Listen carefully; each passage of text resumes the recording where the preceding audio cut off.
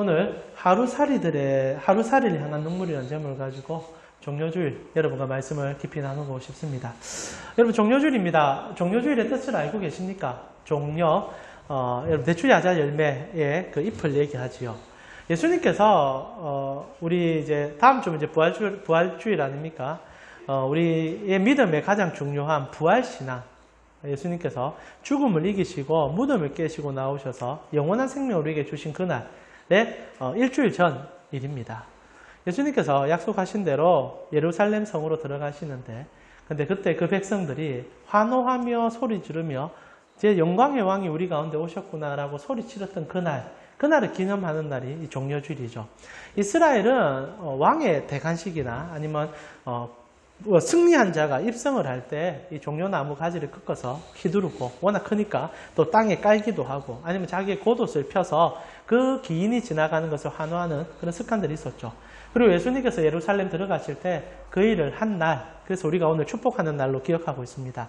그래서 대부분 고난주간, 이제 내일부터 우리가 고난주간으로 좀 보내지 않습니까? 그래서 고난주간은 굉장히 우리를 겸손하게 돌아보고 주님의 고난에 동참하는 시간을 갖지만, 특별히 종려주일은 우리 주님의 그 거룩한 입성과 함께 백성들이 소리쳤던 그 찬양을 함께 부르면서 우리도 같은 가슴을 가져보자라고 얘기하거든요.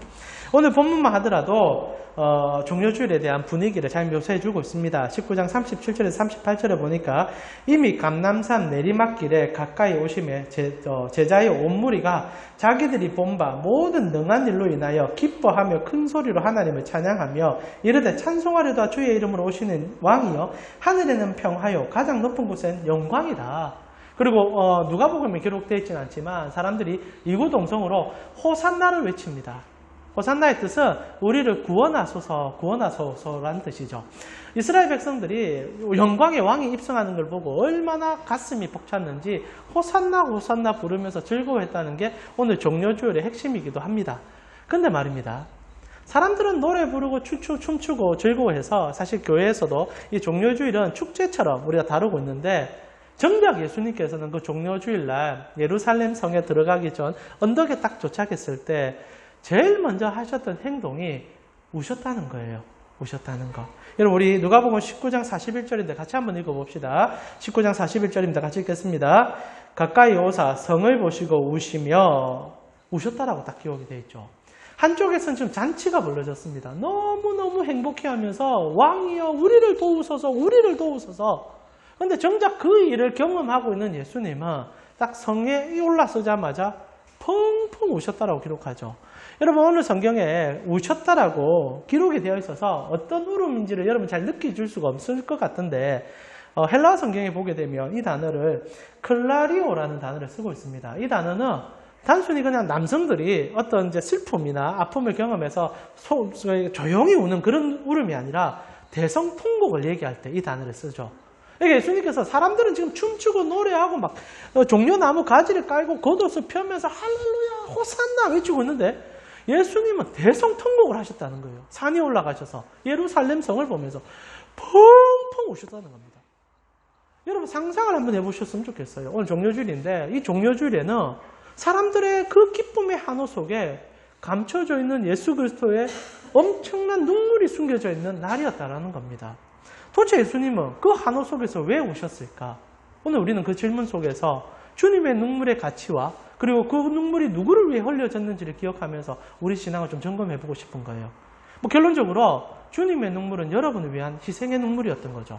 그리고 그분의 눈물이 있기 때문에 여러분이 나음을 받았다는 것, 그것을 기억하면서 오늘 본문 속으로 들어갔으면 좋겠습니다.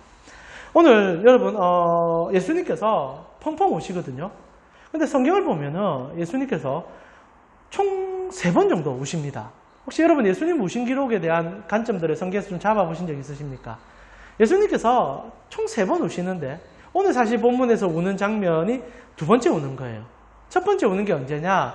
예수님께서 실제로 이 일이 일어나기 전에 한 4개월 전에 그의 제자이고 그의 사랑하는 친구인 나사로라는 사람이 병들어 죽은 일이 있었습니다.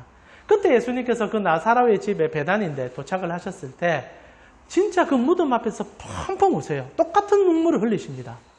그리고 마지막 예수님이 언제 우셨는가? 오늘 우리가 지금 보고 있는 본문이 있은 이후에 딱 6일 후에, 4, 5일 후에 예수님께서 겟세마네라는 동산 위에서 그의 제자들과 온 세상을 바라보면서 가슴 아파하면서, 여러분 잘 아시는 사건이라고 생각해요. 예수님이 얼마나 고통스럽게 기도하셨는지 땀방울이 핏방울이 되는 일이 있었습니다. 그때 예수님께서 펑펑 우셨어요. 실제로 여러분 공간복음에는 예수님이 우셨다는 기록이 나오진 않습니다. 그냥 땀방울이 핏방울이 됐다 얘기하지만, 같은 이제 상을 봤던 히브리서 저자는 그때 예수님이 얼마나 우셨는지를 이렇게 묘사해 줍니다. 히브리서 5장 7절에 보니까 그는 육체에 계실 때 자기의 죽음으로 능히 구원하실 이에게 심한 통곡과 눈물로 간구와 소원을 올렸고 그의 경건하심으로 말미암아 들으심을 얻었다. 예수님 3번이나 우셨거든요. 다른 말로 표현하면은 지금 예수님께서 호산나 외치는 사람들의 사이를 지나가시는데 그 전부터 그리고 그 일이 끝나는 그때까지 계속 우셨다는 얘기가 된다는 거죠. 그만큼 예수님의 눈물이 이 부활절과 고난주간과 이 종료주일에는 중요한 가치를 갖고 있다는 겁니다. 자, 그래서 조금 얘기가 앞으로 조금 더 나아가게 됐는데, 여러분 오늘 주님의 눈물의 의미를 조금 더 한번 같이 있게 잡아보았으면 좋겠습니다. 첫 번째 우리가 붙잡아야 될 것은 예수님께서 우시기 전에 사람들은 왜 환호했는가라는 질문을 먼저 본문 속에서 좀 던질 필요가 있어요. 여러분, 사람들이 예수님이 입성하시는데 호산나 호산나 부르고, 오늘 본문을 보면은 진짜 왕이 입성한 줄 생각하고 왕에게 대하듯이 행하고 있다는 겁니다. 유대인들은 도대체 왜 그랬을까? 실제로 예수님께서 여러분 이 땅에서 몇 년 사역 하신지 혹시 아십니까? 3년 사역했다고 우리가 알고 계시죠? 그런데 정확히 알 수는 없습니다. 실제로 3년이라고 기록되어 있는 거는 공간복음에 아예 연수가 나오질 않고요. 예수님께서 몇 년 동안 이 땅에 계셨는지를 정확히 모릅니다. 그런데 요한복음이라는 성경을 보면 오늘 우리가 가장 중심적으로 보고 있는 이 유월절을 3번 기록해 줍니다. 그래서 예수님께서 적어도 3년 이상은 이스라엘에서 사역을 하셨구나라고 인식하고, 그래서 예수님의 공적 사역을 하신 기간을 3년으로 붙잡고 있죠. 더 될 수 있습니다. 그러나 중요한 것은 예수님께서 한 해 한 해를 거듭할 때마다 그 백성들에게 가르쳐줬던 단 한 가지가 무엇이냐면 내가 메시아다라는 사실이었죠. 여러분, 이스라엘 백성들이 한 해 한 해를 지나면서 예수님을 바라보며 경험한 것은 죽은 자가 살아나고, 날 때부터 눈먼 자가 눈을 뜨고, 태어날 때부터 장애를 가졌다가 고침을 받고, 귀신 들린 자가 귀신이 떠나가는 놀라운 기적의 사건을 볼 뿐 아니라 가장 낮은 자들을 위해서 늘 우시는 예수님을 바라보면서 저분이 아니면 어떻게 메시아가 있을 수 있겠느냐라는 생각이 3년 차쯤 됐을 때 완성이 되었던 거예요. 근데 재밌는 것은 그렇게 사람들이 이제 6월절이 되었습니다. 여러분, 6월절은 굉장히 의미 있는 날이죠. 여러분, 6월절이 어떤 날입니까? 아시겠지만은 모세라는 인물이 이스라엘 백성들이 나라가 되기 전에 이집트에 적어도 한 400년 넘어 종으로 살았다는 적이 있습니다. 그때 기라성 같은 이 모세라는 인물이 하나님의 음성을 듣고 그 백성들에게 나아가 파라오하고 대판 싸우잖아요.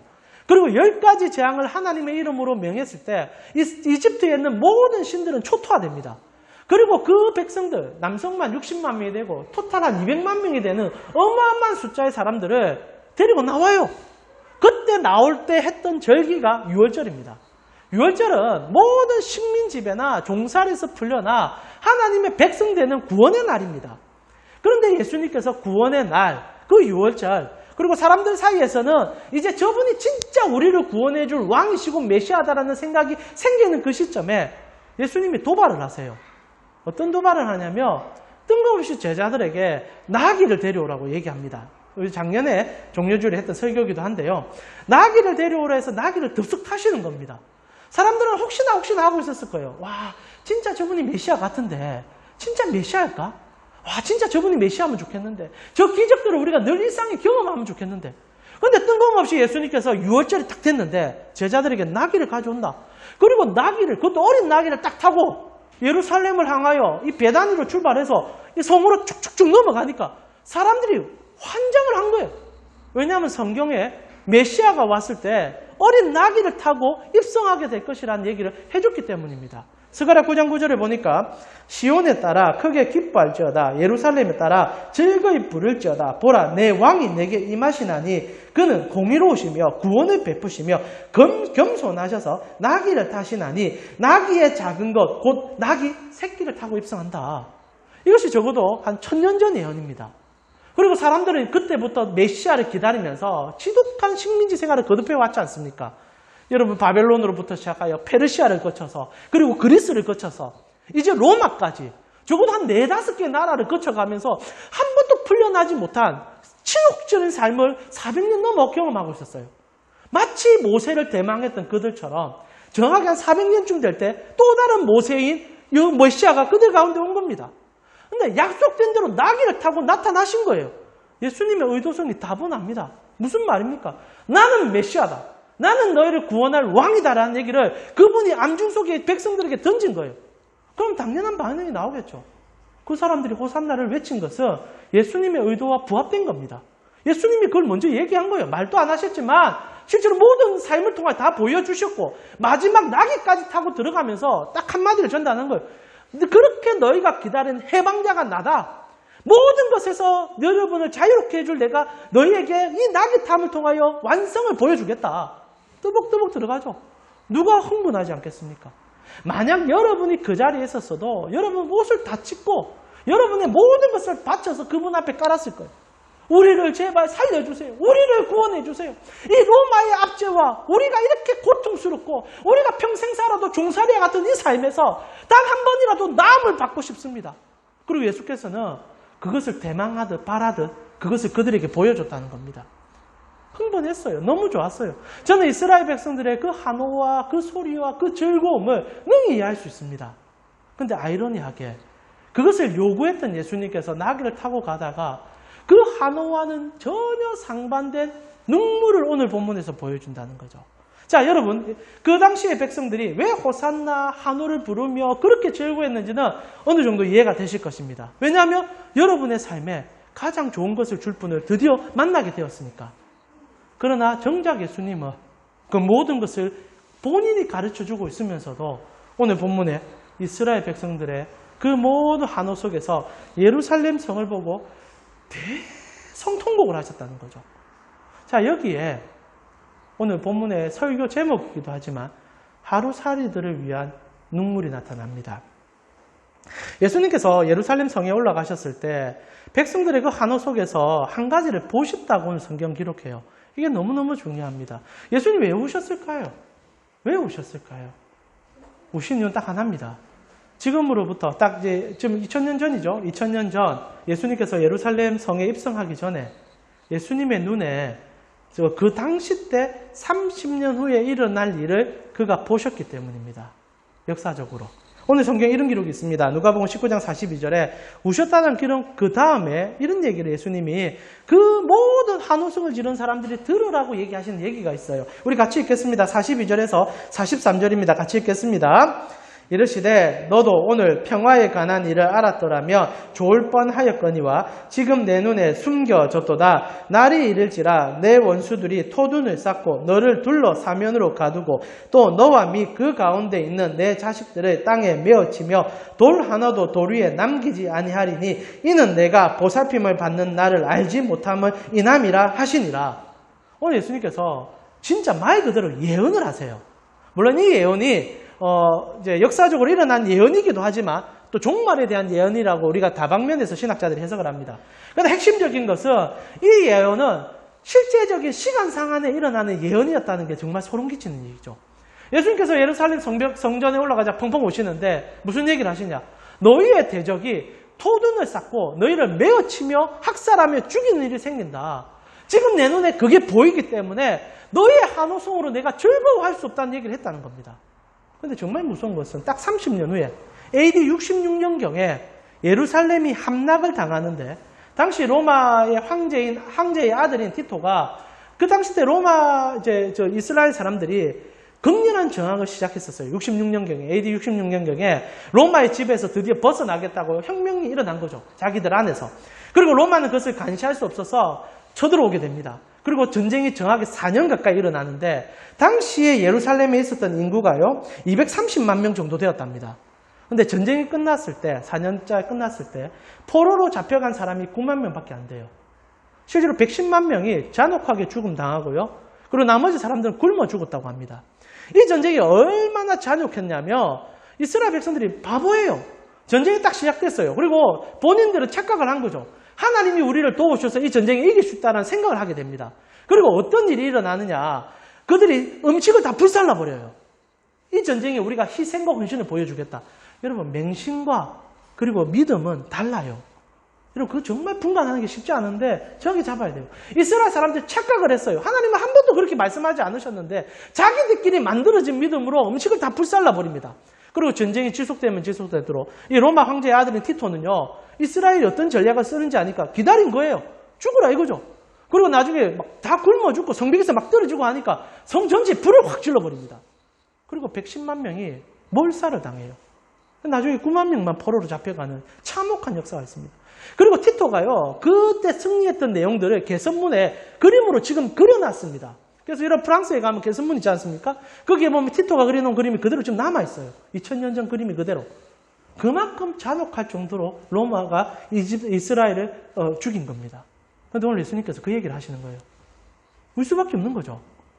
지금 이스라엘 백성들이 저렇게 좋아서 와 살려주세요. 우리 이제 구원되게 하나님 이제 우리에게 모든 것 회복이 날이 왔네요. 너무 좋아요. 근데 주님이 보신 거는 정확히 30년 후에 그 자녀들과 그 웃고 있는 그 미소가 불에 탈 것이고 잔혹하게 칼에 죽음을 당할 것을 보셨으니 어찌 않을 수가 있겠습니까?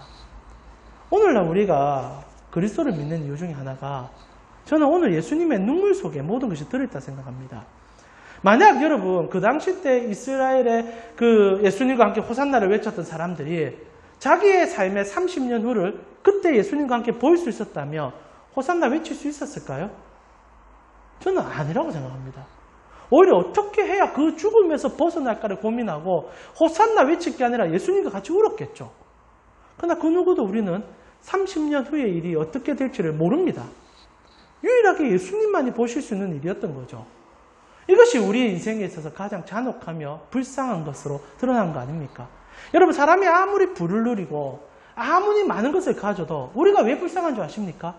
내일 우리의 삶이 어찌 될지 모르기 때문입니다. 여러분, 만약 오늘 여러분이 10억을 받았어요. 이 10억을 어떻게 얻었습니다. 그런데 내일 죽음의 천사가 여러분에 찾아와 여러분의 생명을 가져가 버린다면 그 돈이 여러분에게 무슨 소용이 있습니까? 지금 예수님이 그걸 보고 계시는 거예요. 저렇게 호산나 외치고 우리를 구원시켜 주시고 로마의 압제에서 벗어나게 해주려고 외치는 거 중요한 일입니다. 그거 왜 안 중요하겠습니까? 그러나 더 중요한 것은 그것이 아니라 그들의 삶의 마지막이 무엇인지를 보지 못하는 그 하루살이 같은 인생들을 향하여 주님은 대성통곡을 하는 거예요. 너희에게 내일이 무슨 일이 일어날지를 모르면서 어떻게 오늘 돈 달라 밥 달라 하고 있느냐. 진짜 중요한 것은 내일 너의 삶에 무슨 일이 일어날지를 깨달아 그것을 뛰어넘는 삶으로 가야 되는 게 아니냐. 아무리 얘기해도 사람들은 몰라요. 오늘 10억 주면 하나님의 복이 임했다고 생각합니다. 오늘 집이 당첨되면 행복하다고 생각해요. 그러나 주님은 그런 것 주러 오신 게 아니에요. 여러분의 인생에서 가장 해결할 수 없는 문제. 그러나 누구나 경험해야 되는 가장 최악의 문제. 죽음과 죽음 이후의 문제. 그걸 예수님께서 해결해 주고 싶은데 사람들의 관심은 단 하나도 거기에 없었다는 겁니다. 그러니 예수님께서 직접적으로 그것을 보시면서 사랑하는 그의 자녀들이 잔혹하게 로마에게 짓밟혀 죽는 것을 그의 눈으로 보시면서 어찌 않을 수가 있었겠습니까? 사랑하는 우리 강교회 성도님, 부활의 영광이 우리에게 중요한 가치는요, 우리에게는 내일이 허락되었기 때문이라는 사실을 여러분 꼭 기억해 주셨으면 좋겠습니다. 그래서 오늘 우리는 예수님께서 우셨던 그 장면 속에서 예수님의 가장 깊으신 그 눈물의 의미를 세 가지로 유추해 보면서 오늘 설교를 좀 마무리하고 여러분의 삶이 생명을 향해서 더욱더 나아갈 수 있는 그 가치 속에 매어 달리기를 소원해 봅니다. 자, 그러면 예수님께서 우셨던 정말 근원적인 이유가 뭔가? 자, 여기서부터 좀 잘 따라오셨으면 좋겠는데 만약 의미 없고 목적 없이 우셨다면 그는 범인들의 눈물과 똑같을 것입니다. 그러나 예수님의 눈물은 모두 다 의미가 있다는 사실을 좀 붙잡을 필요가 있죠. 첫 번째, 예수님께서 왜 우셨습니까? 첫 번째, 동감의 눈물이라는 사실을 붙잡아 주셨으면 좋겠어요. 아신이 우십니다. 근데 안다고 다 웁니까? 안 울어요. 여러분, 만약에 제가 키우는 강아지가 잘 삽니다. 물론 제가 개를 사랑해서. 여러분, 개라는 것은 10년, 15년 정도 지나면 생명이 끊깁니다. 인간보다 수명이 짧은 걸 알아요. 제가 키우는 개가 15년 정도 되었으면 어느 날 죽을 걸 대충 압니다. 그럼 자연스럽게 제가 죽음을 준비하게 되겠지요. 그러나 중요한 것은요, 그렇다고 해서 개가 죽었다고 해서 눈물을 어느 정도 흘려줄 줄은 제가 잘 모르겠지만 저는 개를 이해해서 울지는 않을 겁니다. 그냥 내 마음이 아파서 좀 울든지 그걸로 끝나겠죠. 그리고 그걸로 그냥 잊혀져 버리는 게 대부분일 겁니다. 근데 사람과 사람 사이의 눈물은 다르지 않습니까? 언제 옵니까? 내가 그 사람을 진짜 이해할 때. 이해하지 못한 사람이 만약에 실수하고 뭔가 잘못 생기면 이해 안 울어줍니다. 그냥 아이고 그런 일이 있었네 하고 손뼉치고 지나갈 뿐이에요. 그냥 그런 일이 있었네 하고 그냥 지나갈 뿐이에요. 그러나 그리스도께서는 30년 후 유대인들이 일어날 일을 보셨을 뿐 아니라 우리 인류 전체가 지고 가는 그 죽음의 아픔을 보시면서 펑펑 우셨다는 것이 여러분에게 너무나 중요한 가치로 다가오셨으면 좋겠습니다. 격이 다르신 하나님께서 여러분 보고 오늘도 울고 계세요. 왜? 아시니까, 이해하시니까, 그리고 사랑하니까. 사랑할 때 사람을 울어줄 수 있습니다. 예수님의 눈물은요, 그것을 바라보면서 단순히 그냥 그 상황을 봤기 때문에 아이고 안 됐네라는 수준이 아니라 진짜 가슴 아파하고 계시다는 사실이라는 겁니다. 동일하게 오늘 여러분이 살아갈 때 여러분 사람이 가장 괴로울 때가 언제인 줄 아십니까? 아무도 나의 괴로움을 모른다라고 느낄 때입니다. 여러분 진짜 그래요. 여러분 어느 날 정말 어려운 순간이 다가왔어요. 그때 그래도 여러분이 힘을 얻을 수 있는 순간은 내 고통을 내 부모님이나 내 사랑하는 사람이나 내 친구가 이해라도 해주면 그 친구의 그 마음을 붙잡고 사람은 일어날 수 있습니다. 그때는 돈도 안 중요해요. 그때는 상도 그리 중요하지 않아요. 그 마음 하나가 끈이 되는 경우가 있습니다. 그러나 세상 천지 아무도 나를 모른다고 생각할 때 결국 우리는 어떻게 합니까? 가장 극단적인 결정을 할 때가 있지 않습니까? 그러나 오늘 꼭 기억해 주셨으면 좋겠어요. 그 순간에도 여러분을 대신하여 울어주는 분이 있다는 사실입니다. 그리고 그분이 미리 보시는 분이라는 사실이죠. 그래서 여러분은 얼마나 감사한 것인지 모릅니다. 어떤 환경 속에서도 주님을 여러분을 아신다는 분이죠. 그러나 중요한 것은 두 번째 눈물입니다. 그분은 해결해 주기 위해서 눈물을 흘려주신다는 거죠. 무능력한 분이 아닙니다. 그냥 동감으로 끝나는 분이 아니라는 사실이에요. 여러분이 아시는 우리 구주 예수 그리스도는 해결자십니다. 오늘 이렇게 말씀하셨던 이유가 뭡니까? 해결해 주려고. 해결 안 될 것 같으면 울고 끝났을 겁니다. 그러나 왜 얘기하십니까? 토둔을 쌓고 실제로 토둔을 쌓아요. 로마가 쳐들어왔어요. 여러분 토둔이 뭔지 아십니까? 성이 있으면 성에 못 들어오니까 흙을요 산처럼 쌓는 거예요. 로마가 실제로 그렇게 합니다. 그리고 불을 놓아버려요. 근데 예수님이 그대로 진짜 그대로 보셨다는 겁니다. 이 얘기를 왜 하셨을까? 피하라 이거죠. 피하라. 제자들이 실제로 이 얘기를 듣고 나서 가웃가웃합니다. 왜 우실까?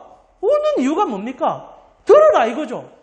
여러분 사람들이 축제를 벌이고 춤을 추는데 한 분이 울고 계십니다. 그럼 모든 사람이 거기에 집중할 수 있죠. 근데 그분이 오늘 주인공이란 말입니다. 그럼 당연히 그분에게 눈을 둬야죠.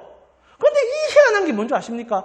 자기에게 심취되어서 진짜 정작 주인공은 울고 있는데 모든 엑스트라들이 자기 춤에 취해서 자기끼리 노래하고 있는 게 그게 인생사라는 겁니다. 주인공은 울고 있어요. 그럼 우리의 시선이 주인공을 향해 가야 되죠. 그리고 그 주인공이 하는 말에 귀를 기울여야죠. 나중에 그래도 그의 제자들이 주인공의 눈물에 대해서 물어봅니다. 여러분 누가복음 21장 20절에 주님이 종말에 대한 얘기를 또다시 하십니다. 이런 일이 일어날 것이다. 그때 제자들이 물어봐요. 주님 예루살렘 입성할 때도 그렇고 지금도 그렇고 진짜 그때가 언제입니까? 그때 주님이 뭐라고 하십니까? 20절에서 21절입니다. 우리 같이 읽겠습니다. 너희가 예루살렘이 군대들에게 에워싸이는 것을 보거든 그 멸망이 가까운 줄을 알라. 그때에 유대에 있는 자들은 산으로 도망갈 것이며 성내에 있는 자들은 나갈 것이며 촌에 있는 자들은 그리로 들어가지 말지라. 이 말 듣고 제자들이 다 살아요. 살아요. 해결을 못 해주시는 분이 아니라는 겁니다. 문제는 안 들어서 문제인 거예요. 그날 그 예수님께서 울었습니다. 그러면 그렇게 호산나 부르면서 왕을 기대했던 사람들은 주님의 눈물의 이유를 물어야죠. 왜 우십니까? 이렇게 좋은 날 왕으로 입성하는데 왜 우십니까? 아무도 안 물어봐요. 왜? 중요하지 않으니까. 진짜 중요한 건 내 돈이니까. 진짜 중요한 건 내 집이니까. 진짜 중요한 건 내 새끼니까. 이것만 잘 되면 난 소원풀이 한다 이거예요. 그러나 그게 아니라는 거예요. 당장 내 눈앞에 죽음이 다가오고 있는데 지금 불탐이 다가오고 있는데 그거 보시고 우리 주님이 울고 계시는데 아무도 안 물어본다는 겁니다. 여러분 신앙생활 왜 하세요? 그거 해결하기 위해서? 주님은 무슨 말 하든 상관없이 주님 내 인생 잘 되게 해주세요. 그게 목적입니까? 아니잖아요. 오늘 예수님께서 제자들에게 얘기합니다. 물어보는 제자들에게 생명을 구원할 방법들을 얘기해 주는 거예요. 주님은 해결 방법이 있어요. 주님은 답을 갖고 계신 분입니다. 처음부터 답을 주기를 원하시는 분이라는 거죠. 누가 듣습니까? 주님께 질문하는 자가. 오늘날 교인들이 자기 질문만 하고 있어요. 주님의 답을 들으려고 하지 않아요. 실제로 AD 66년에 전쟁이 일어났을 때 이때 제자들이 그 음성을 기억하고요. 그리고 자기의 주위에 있는 수많은 사람들에게 그 얘기를 해줌을 통하여 같이 살아납니다. 역사적 기록이에요. 현실이에요. 동일하게 오늘날 여러분에게 질문하고 싶은 것은 여러분은 하나님에게 어떤 답을 듣기를 원하고 계시냐는 겁니다. 하나님의 답을 들을 수 있는 여러분이 되셨으면 좋겠어요. 주님은 답이 있으십니다. 여러분의 답이 아닌 하나님의 답을 들으셔야죠. 그리고 마지막으로 주님께서 우리에게 주고 싶은 최후 눈물이 뭡니까? 최후 승리의 눈물입니다. 그 단순히 일어날 상황을 모면하는 순간의 답이 아니라 진짜 주님이 주고 싶은 것은요, 영원한 것입니다. 그래서 그분이 우셨던 거예요. 여러분 아시다시피 우리 다음 주 부활절로 섬깁니다. 주님의 마지막 눈물이 부활절을 앞두고 있었던 눈물이죠. 자, 한번 살펴봅시다. 주님이 우실 때마다 그 울음의 마지막은요, 최후 승리가 나타납니다. 예수님께서 처음 언제 우셨다 하셨습니까? 나사로의 죽음 앞에서 울었다 했습니다. 나사로 자기가 가장 사랑하는 친구가 죽었습니다. 예수님께서 울어주신 것은 우리의 눈물을 대변하신 거예요. 누구나 사랑하는 사람이 그것도 요절했을 때, 나사로의 자기가 되게 젊었거든요. 젊은 나이에 요절했을 때 울지 않은 사람이 어디 있습니까? 예수님 같이 울어주세요. 그러나 그분의 눈물은 눈물로 끝나는 게 아니라 최후 승리로 끌어가는 눈물이라는 겁니다. 왜냐하면 해결을 위한 울음이니까요. 예수님께서 우신 다음에 그 다음 하신 일이 무엇입니까? 무덤 앞에 서서 딱 한마디 합니다. 나사로야 나오라. 우시는 예수님은 여러분에게 똑같이 얘기합니다. 아무개야 나오라. 주님의 눈물을 보는 자들은 그 음성 듣고 나올 수 있어요. 나사로에게 무덤을 이렇게 밀어주니까 붕대에 칭칭 감은 상태로 걸어 나옵니다. 부활이 거기에 임한 거예요. 영생이 거기에 임한 거예요. 주님이 여러분을 위해서 우는 그날부터 여러분은 부활과 영생을 소유한 자가 되었다는 사실입니다. 똑같습니다. 두 번째, 오늘 토두를 쌓는 일들을 보면서 예수님이 그의 사람들에게 들어라 얘기합니다. 아무도 안 듣지만 제자들이 들었어요. 그리고 질문했습니다. 어떤 일이 일어납니까? 생명의 구원이 진짜 일어났다는 거예요. 마지막 날, 여러분 감남산에서 겟세마네에서 주님이 기도합니다. 그때 어떤 일이 일어납니까?